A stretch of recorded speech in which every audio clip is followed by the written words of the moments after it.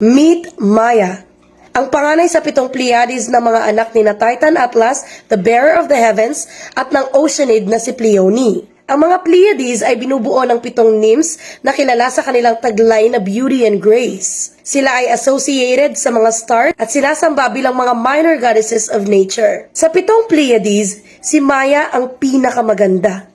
Pero siya rin ang pinakakakaiba. Habang ang kanyang mga kapatid ay palakaibigan, outgoing, mahilig makihalubilo sa mga gods and goddesses at maging sa mga mortal, si Maya naman ay introvert, mahiyain, tahimik, mapag-isa, ganyan. Pinili niya ang katahimikan at ang pribadong pamumuhay, kaya naman ay nagpunta siya sa isa sa mga secluded caves sa Mount Selene sa Arcadia. Nanatili siyang nakatago roon, malayo sa ingay at mga alita ng mga gods and goddesses na nasa Mount Olympus, pati na rin sa mga kaguluhan ng mga mortals.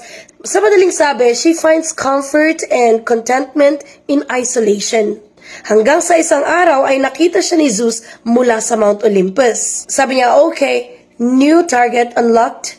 Here I come, Maya. Tinungo niya ang Mount Selene nang hindi natutunton ni Hera. Ginamit niya ang kadiliman ng gabi upang maikubli ang panibago na naman niyang affair. Gabi-gabi, palihim na binibisita ni Zeus si Maya sa loob ng kuweba. Ang relasyon ni Zeus at Maya ay hindi katulad ng ibang affairs niya na kapag natuklasan ni Hera, pinaparusahan ang mga babae o yung mga anak nila. Kakaiba ito sa mga nakaraang relasyon ni Zeus na madalas puno ng gulo, drama at karahasan.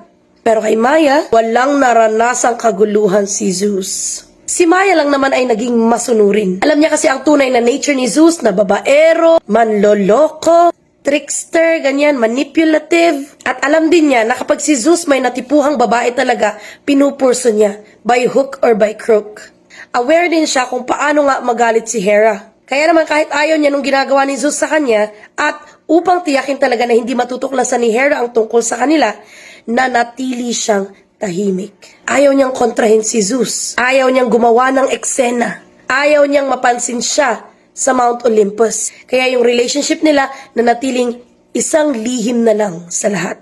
Pagkatapos ng affair nila, nabuntis si Maya. Pero nanatili pa rin siya sa kanyang kuweba. Ang pagkakaroon niya ng affair kay Zeus, pati na rin ang tungkol sa kanyang pagbubuntis, ay never nalaman ni Hera. Kaya habang nagbubuntis itong si Maya, hindi na naki-involve si Zeus. Si Zeus ngayon ang natakot. Hindi katulad ng mga nabuntis niya na talagang hands-on siya. Pero nung si Maya na, sabi niya, Maya, naniniwala ako sa'yo na kaya mong buhayin ang batang yan kahit mag-isa ka lang dito sa kuweba.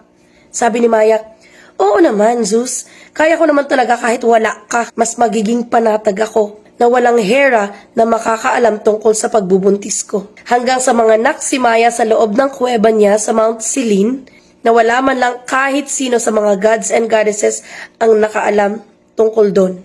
Pinangalanan niya ang bata bilang si Hermes. Nakalaunan ay binigyan ng title as God of Thieves, as in magnanakaw, God of Travelers, and the Messenger of the Gods. Kung bakit siya binigyan ng ganong title, malalaman natin yan bukas sa ating susunod na Chismith.